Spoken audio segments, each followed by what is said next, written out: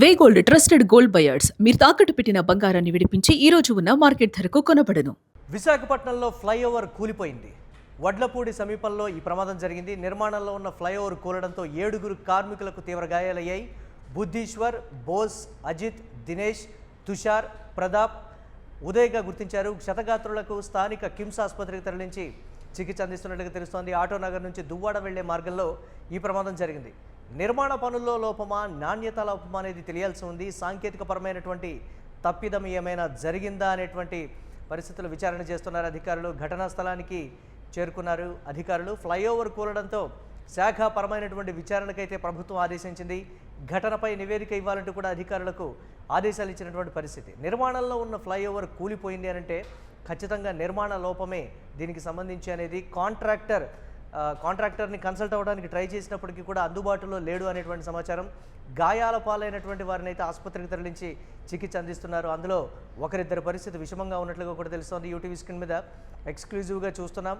Flyover కూలిపోయినటువంటి ఘటనకు సంబంధించి అధికారులు అక్కడ పర్యవేక్షిస్తూ ఉన్నారు. అక్కడ ఉన్నటువంటి వారిని ఆ శిథిలాల కింద ఎవరైనా చిక్కుకున్నారా అనేటువంటి కోణంలో కూడా అక్కడ రెస్క్యూ చేస్తున్నటువంటి పరిస్థితి. దీనిపై మరిన్ని అప్డేట్స్ మా కరెస్పాండెంట్ మల్లికార్జున్ అందిస్తారు. మల్లికార్జున్, కన్స్ట్రక్షన్లో ఉన్నటువంటి ఫ్లైఓవర్ కూలిపోవడం, కాంట్రాక్టర్ కూడా స్పందించట్లేదు అనేటువంటి మాట ఏంటి? దీనికి సంబంధించి ప్రభుత్వం తక్షణం తీసుకునేటువంటి చర్యలు ఏంటి? అప్డేట్స్ ఏంటి ఓవరాల్గా?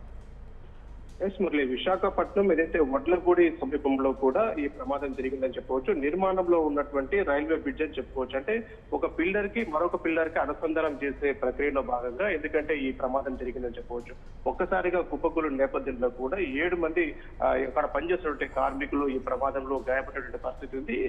వీరిని వెంటనే అక్కడ ఉన్నటువంటి ఏదైతే స్థానికంగా ఉన్నటువంటి కిమ్స్ ఆసుపత్రికి తరలించి వైద్యం అందిస్తూ ఉన్నారు. ముఖ్యంగా మనం చూసుకుంటే ఇందులో 7 మందిలో కూడా ఇద్దరి పరిస్థితి చాలా విషమంగా ఉందని చెప్తున్నారు. ఎందుకంటే నిర్మాణంలో ఆ పనుల్లో భాగంగా నిమగ్నమై ఉన్నారు. ఎందుకంటే నిర్మాణంలో పైనుంచి కింద పడిన నేపథ్యంలో కూడా ఒక్కసారిగా చాలా గాయాలని చెప్పవచ్చు. ఇద్దరి పరిస్థితి విషమంగా ఉంది.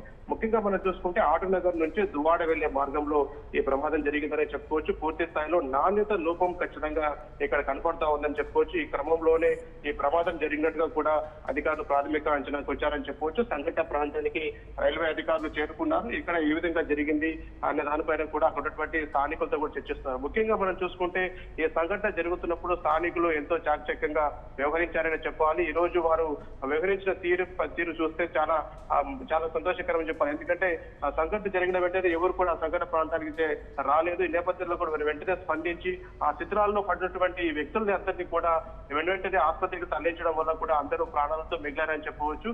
ఈ నేపథ్యంలో కూడా స్థానికులు స్పందించిన తీరు పట్ల కూడా అందరూ హర్షం వ్యక్తం చేస్తున్న పరిస్థితి. ఏదేమైనప్పటికీ కూడా ఈ పిల్లర్ కు పనులు జరుగుతున్న నేపథ్యంలో కూడా ఈ సంఘటన జరిగింది. పూర్తి స్థాయిలో దీనిపైన కూడా అధికారులు సంఘటన ప్రాంతానికి చేరుకొని అసలు ఏ విధంగా ఈ ప్రమాదం జరిగింది అనే దానిపైన కూడా ఆరాధిస్తున్నటువంటి పరిస్థితి మనం చూస్తున్నాం.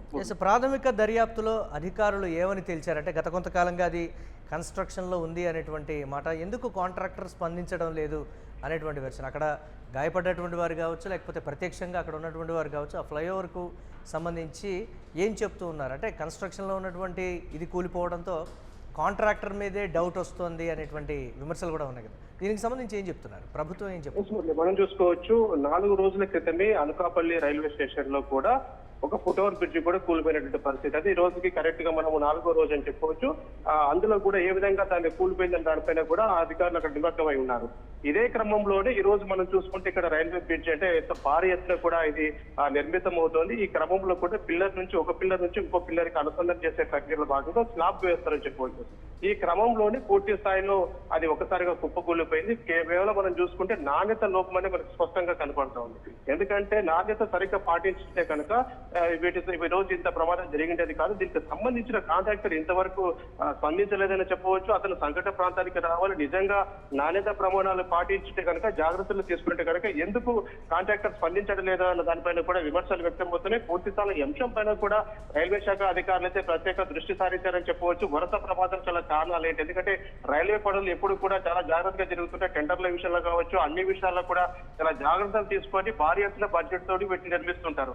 ఈ క్రమంలో కూడా ఇన్ని జాగ్రత్తలు తీసుకుంటున్నప్పటికీ ఎందుకు కూలిందన్న దానిపైన కూడా అంటే మనకు అదృష్టవశాత్తు ప్రాణనష్టం అయితే జరగలేదు కాబట్టి ఈ 7 మందికి కూడా పూర్తిగా గాయాలైనవి. ఈ నేపథ్యంలో వారిని ఆసుపత్రికి తరలించి వైద్యం అందిస్తారు. ఒకవేళ ప్రాణనష్టం జరిగితే కనుక చాలా పెద్ద వివాదం చెలరేగింటది కాబట్టి ఈ నేపథ్యంలో కూడా రైల్వే శాఖ అధికారులు ఈ సంఘటన పైన కూడా పూర్తి స్థాయిలో విచారణ జరుపుతున్నారు. ఏ విధంగా ప్రమాదం జరిగింది, ముఖ్యంగా కాంట్రాక్టర్ విషయం పైన కూడా అతను వ్యవహరిస్తున్న తీరు పట్ల కూడా పూర్తి స్థాయిలో వారు ఆగ్రహం వ్యక్తం చేస్తున్నారు. అతను నిర్వహణ సరిగ్గా లేదు.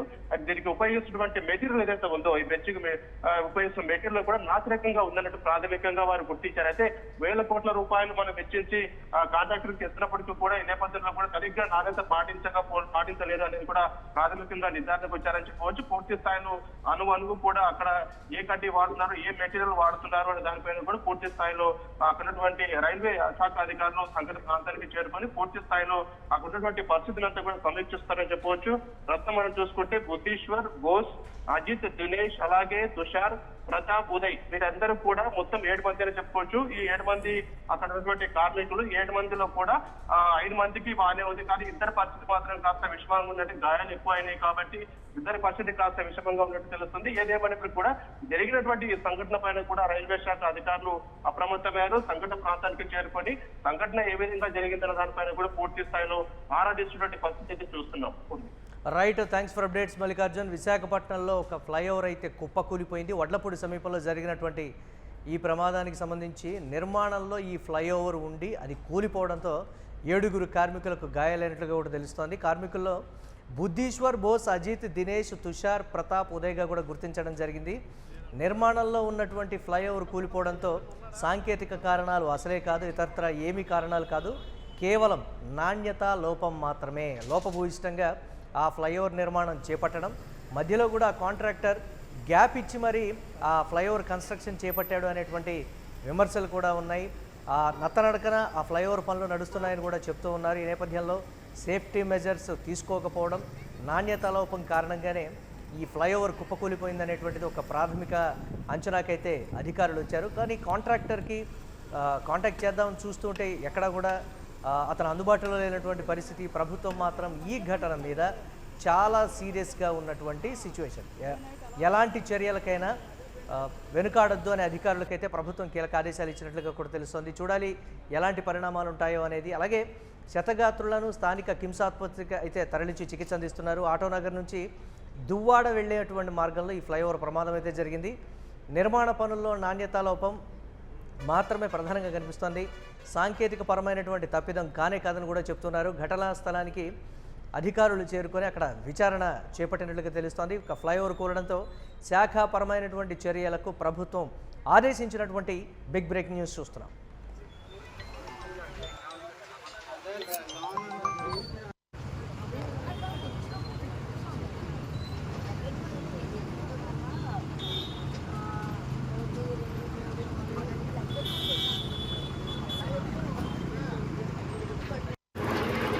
కాంక్రీట్ అవుతుంది కాబట్టి ఉండకపోవచ్చు లేరంటారా? వాళ్ళు ఉండకూడదులే. ఎవడైనా ఉన్నాడా అంటే ఇక్కడే ఉన్నానండి. తొందరగా పడిపోయింది ఊళ్ళో.